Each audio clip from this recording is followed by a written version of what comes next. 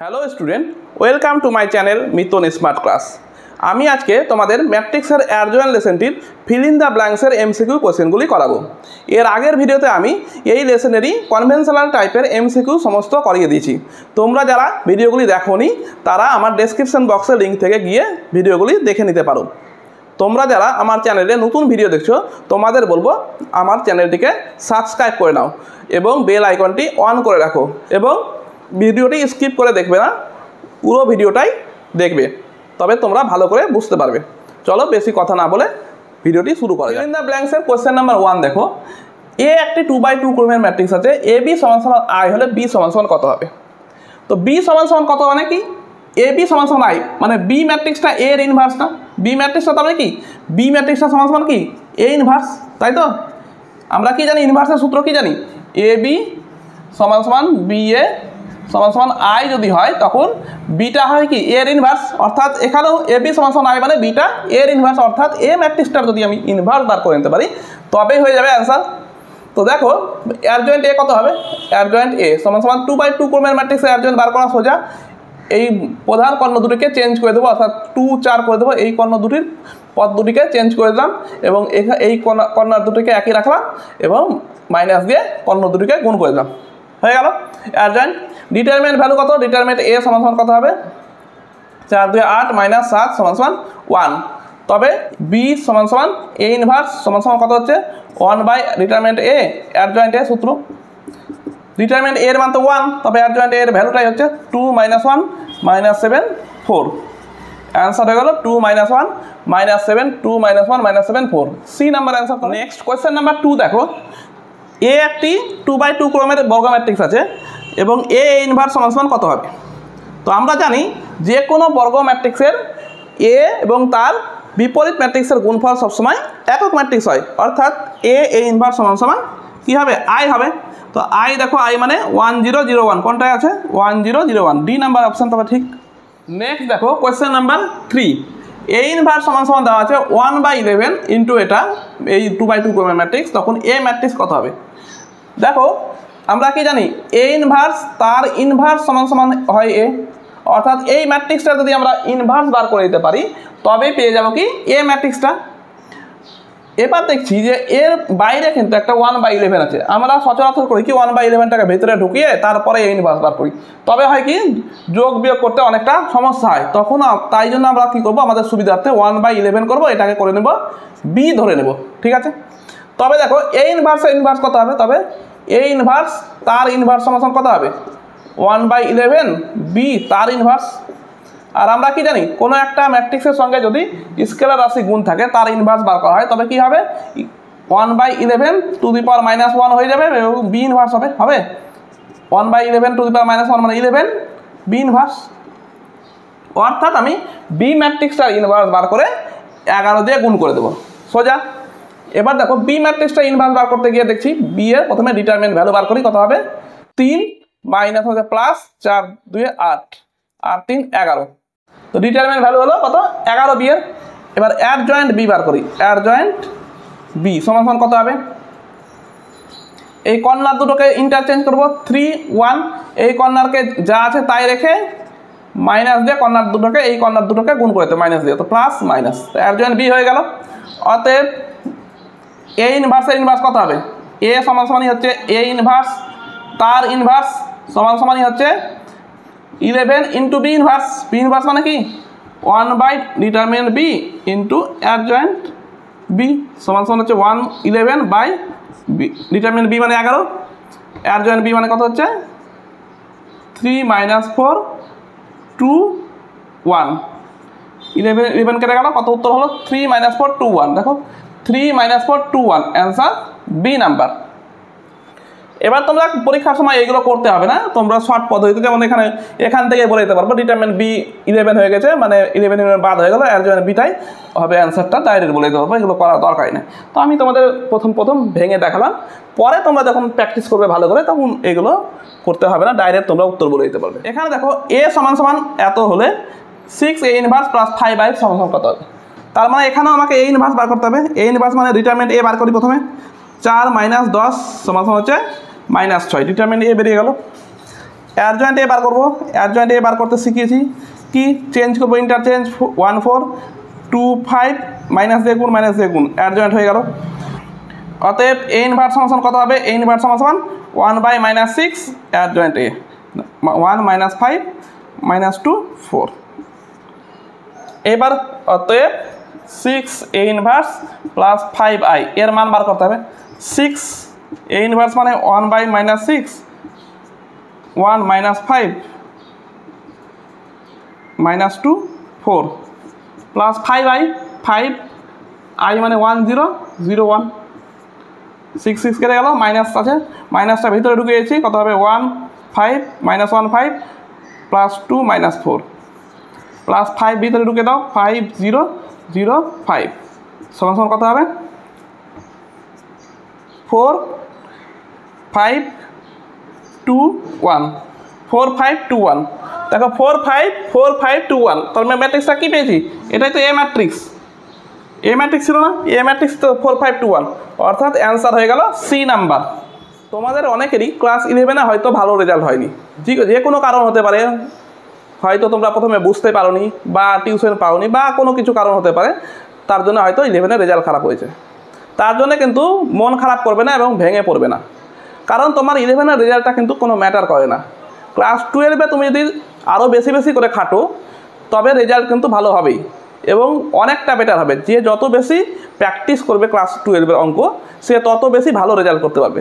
অতএব অঙ্ক কিন্তু প্র্যাকটিসের উপর নির্ভরশীল, যে যত প্র্যাকটিস থাকবে তার তত ভালো রেজাল্ট করবে।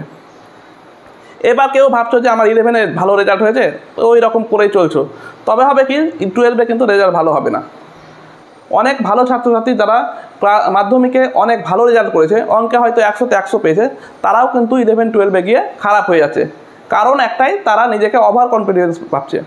ওভার কনফিডেন্স হবে না কোনো সময়, সব কিছু প্র্যাকটিস করবে, চোখে দেখে অঙ্ক করবে না এবং একটু একটু করে লিখে লিখে করার চেষ্টা করবে।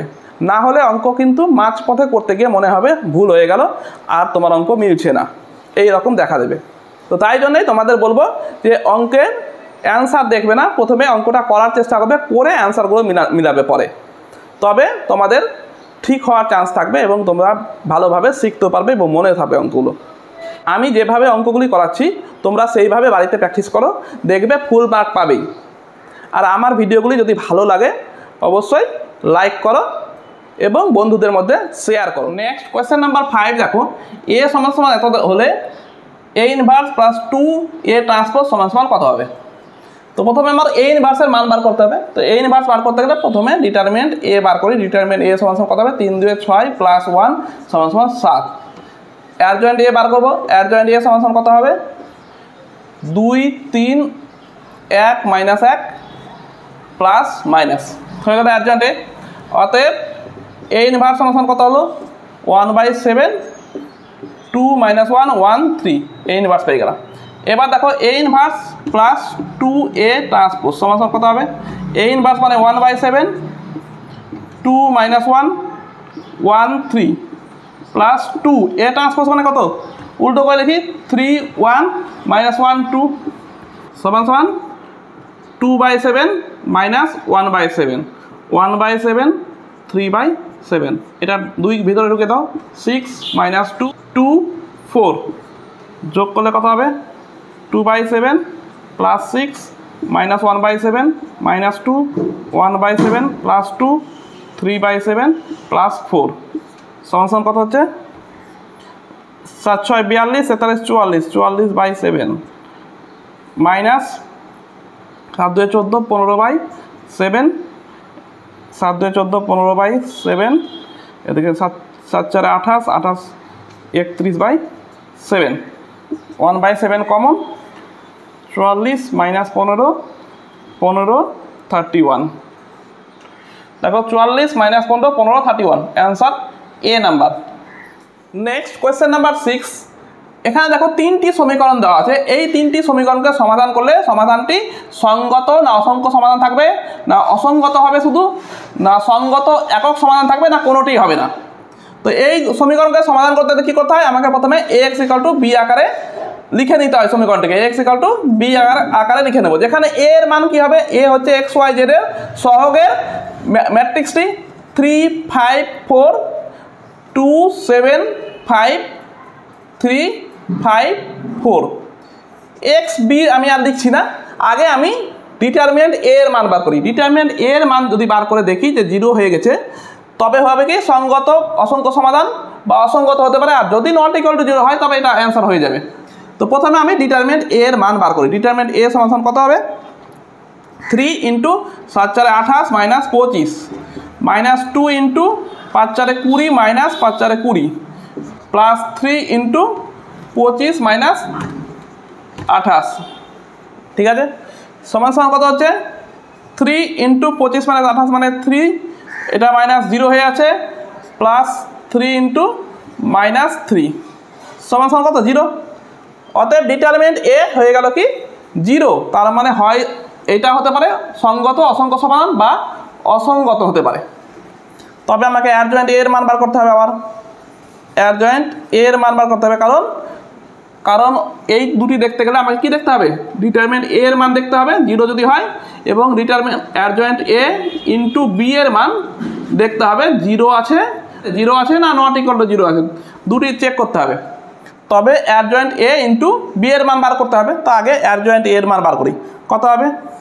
7 5 5 4 5 4 5 4 5 4 7 5 2 3 5 4 3 3 4 4 3 2 4 5 2 3 7 5 3 3 5 5 তারপরে হচ্ছে 3 2 5 7। এর transpose plus minus plus minus plus minus plus minus plus হয়ে গেল অ্যাডজয়েন্ট এটা। সমান কত হবে? 7 4 28 28 থেকে 25 বাদ 3, 5 4 20 20 থেকে 20 বাদ 0, 5 5 25 25 থেকে 28 বাদ মাইনাস 3, 4 2 8 4 2 8 5 3 15 8 থেকে 15 বাদ 7 মাইনাস 7 মানে 7, 4 3 12 মাইনাস 12 0, 5 3 15 5 3 15 15 থেকে 8 বাদ 7 মাইনাস 7 7 5 2 10 7 3 21 মাইনাস 11, 3 5 15 3 5 15 0, দেখো 3 7 21 5 2 3 7 21 5 2 10 11। তো পেয়ে গেলাম অ্যাডজয়েন্ট এ, এটা ট্রান্সপোজ সমান হয়ে গেল অ্যাডজয়েন্ট এ সমান 3 0 মাইনাস 3 7 0 মাইনাস 7 মাইনাস 11 0 11 পেয়ে গেলাম অ্যাডজয়েন্ট এ। অতএব অ্যাডজয়েন্ট এ ইন্টু বি এর মান কত হবে? সমান 3 7 মাইনাস 11 0 0 0 মাইনাস 3 7 11 ইন্টু বি। আচ্ছা, বি এর মান তো লিখিনি। বি সমান কি হয়? ডান দিকেরটা বি সমান 2 3 4 হয় এখানে, তো 2 3 4। তবে এটা সমান কত হবে? এর সারি এর কলামের সঙ্গে গুণ 3 into 2 6 plus 7 3 21 minus 44 0 plus 0 plus 0, তারপর হচ্ছে মাইনাস 6 মাইনাস 21 প্লাস 44 সমান কত হচ্ছে? দেখো মাইনাস 17, এটা 0, এটা হচ্ছে প্লাস 17, অর্থাৎ নট ইকুয়াল টু 0। তার মানে কি দেখতে পাচ্ছি? অ্যাডজয়েন্ট এ ইন্টু বি এর মান নট ইকুয়াল টু 0 এবং ডিটারমিনেন্ট এর মান কি পেয়েছি? Equal to 0। তবে অ্যান্সার হবে কি? ডিটারমিনেন্ট এ 0 এবং adjoint a dot b not equal to 0 হলে কি হয়?